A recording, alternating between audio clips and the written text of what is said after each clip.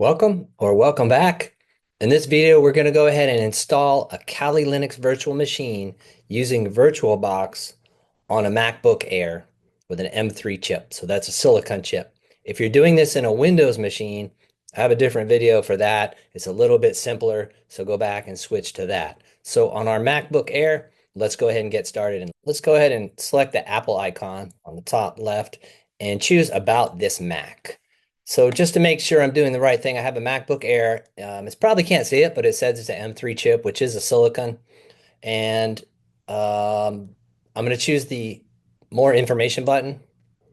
Scroll down on the bottom, and I'll check on my hard drive that I have at least 80 gigs available because the virtual machine we're going to build is going to generally want to use 80 gigabytes to be able to get Kali Linux loaded. And sometimes, depending on what we want to install inside Kali, enough space. So if you have 80 gigs, you're going to be fine.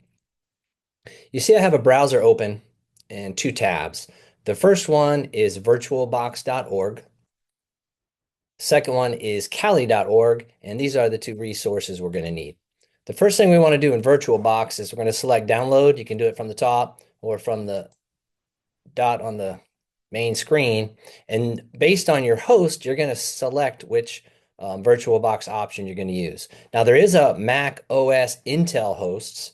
That's if you don't have the silicon chips. If you do, which is the M3, goes up to the M4. I'm not sure if they have the M5 yet. We're going to select this one. So pick the Mac Apple Silicon hosts. And you're going to see up in the top corner, it's starting to download. Won't take a whole lot of time because it's not a big piece of software downloading. It's already there.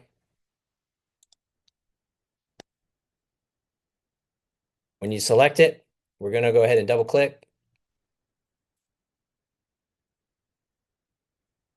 And what's going to pop up is the VirtualBox installation. There's a lot of neat stuff on the bottom also. You can see there's a manual, so you can open it up if you're a manual person and want to learn a lot about VirtualBox.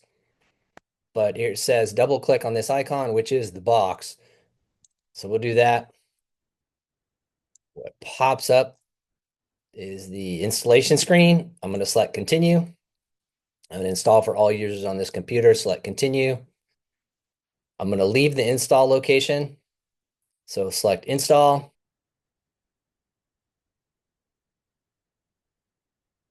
After I've put in the password, the installation process has started.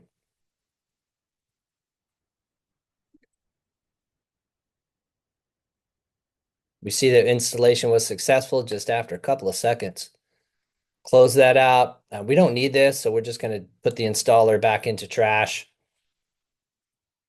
Minimize that.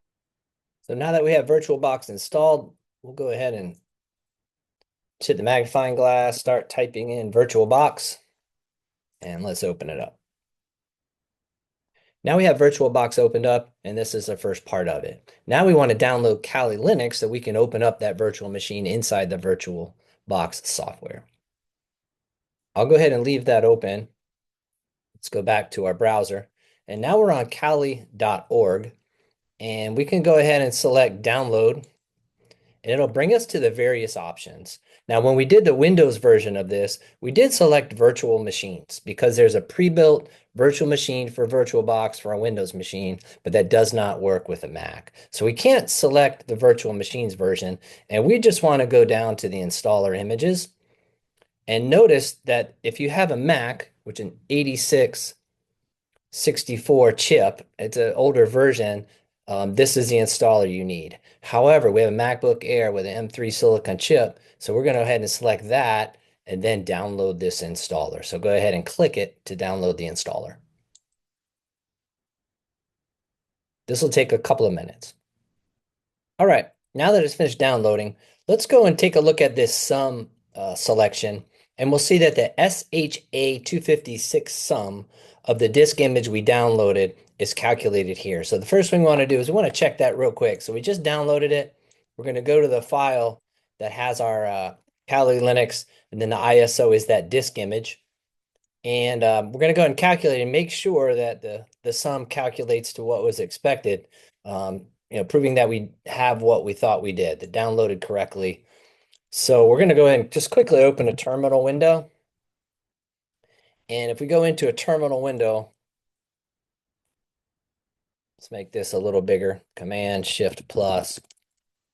We're going to do SHA sum. We'll say this is a 256 sum. It's kind of neat. I can just drag the file into the terminal window and it'll give me the path of it. We'll select it. It'll go ahead and calculate that to make sure that we can move on and that we have a download that wasn't altered and a download that downloaded correctly. Pops up and we'll just look at all of this, but it ends at a 9319. That ends at a 9319. So we're all set. This was just to check before we moved on. I'll close that. I'll close that. And we can reduce this and go back to our VirtualBox. Now that we're in VirtualBox, we do want to make a new virtual machine. So we're going to select new. And we're going to start filling all of these out. So this will be our Kali VM. I'm just going to put Kali. We're going to select our ISO image. We just downloaded that. The OS is Linux. It is an Ubuntu distribution. It's an ARM64. This is all okay. We'll hit next. You can decide how much memory you have to allocate to this. So I can see my default is 2. I'd like to get up to 4. It really depends how much you have available. So I'll take the base memory and I will slide this so when it boots up, it's up to 4 gigabytes. How many CPUs am I going to have allocated to this? And it has the pull bar again. And I'm just going to go to 4. Disk size. So this is 25 gig. Before we started, we took a look to see how much we could afford. You can do all of these settings and it's fine. But if you want something a little more robust, um, I'm going to select my size of 80. Then go ahead and hit next. Double check everything.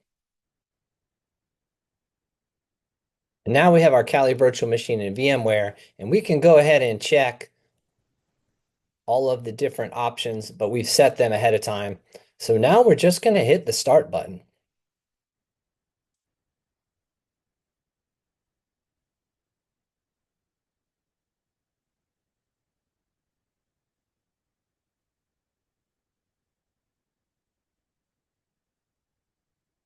If we can make this look a little bit bigger for you.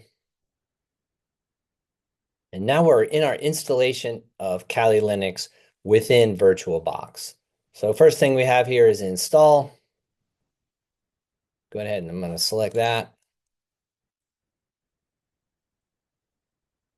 English, US, and again, pick what is appropriate for you.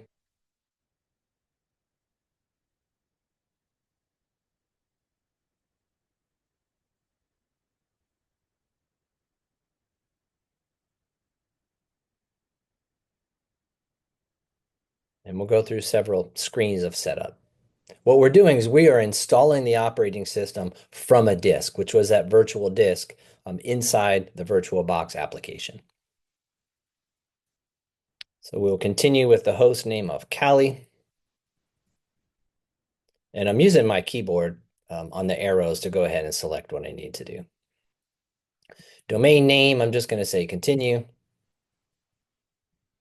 What we're going to do here is we're going to select the username. So I'm just going to put in Dr. Chap.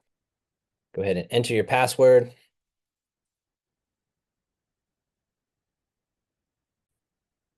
You may choose the option to go ahead and show your password in the clear to make sure that the password you entered is what you thought it was. So it may be a good idea to double check and make sure the password you entered is what you thought it was.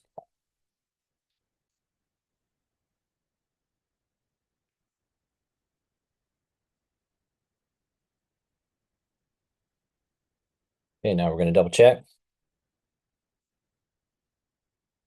Password.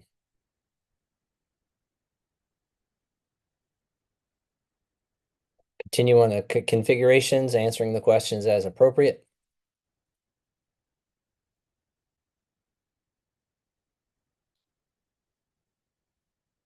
Now this is a little scary, but what you really want to do is choose the entire disk. It's not taking over your entire disk on your MacBook Air. This is the virtual disk space. So that's okay. So we're going to leave it on the top one that says in use entire disk. Continue through select partition, all files in one partition. Double check. Okay. Yes.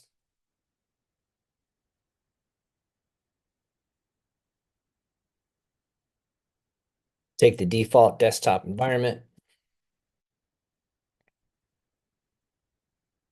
and go ahead and let this go for a little bit longer as it installs all the software. A few different screens popped up, but that took a little bit to install. Now we're here at the continue. Let's see if this just spins up nicely for us.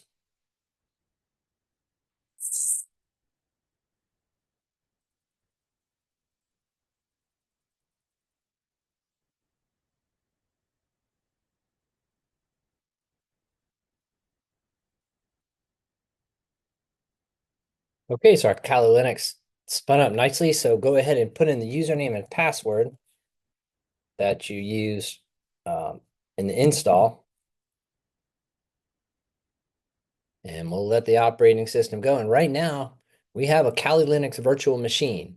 I'm going to go ahead and zoom out to show you my desktop to see that it's a virtual machine inside a VirtualBox inside of my operating system screen.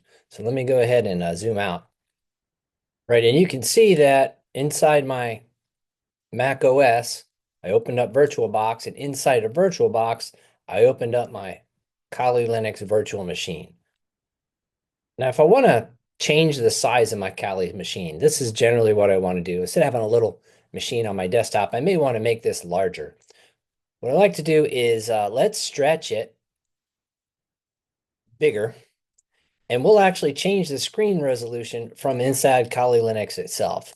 So if we select the dragon icon, right, these are all of the applications inside Kali Linux, and we're just going to go ahead and hit display and decide what resolution we want. So let me go ahead and pick 1920 by 1440. Apply it, and you'll see it'll stretch it to that size, which is kind of nice. We'll take that, keep this configuration, close it. Right now, I have a bigger version of my Kali Linux running inside a VirtualBox, and I can go ahead and put this away, just minimize it. And I can have other applications running, or I can just run my Kali Linux. So let's zoom in on Kali Linux. And within there, as I already showed, we have the dragon icon, which has all of the applications. We have Firefox, and let's go ahead and open the browser because we want to make sure our network connectivity is still good. And we can just select something. Let's go to Google and see if our Google page shows up. That's great. And you can go up top. So here's Kali Linux tools. There's an explanation of all of the tools in Kali Linux put together by the folks in offensive security. Close out the browser. That seems to work. Open up a terminal window. We can go ahead and go to Control-Shift+, which will make your font bigger inside the terminal window. And we are here. Print our working directory. We're in our home directory from the username we made. Who am I? Dr. Chap, and I can do any commands from Linux and go ahead and practice my Linux right here. And there we are. Hopefully this gets you started working in Kali Linux inside a VirtualBox on your Mac OS with a silicon chip.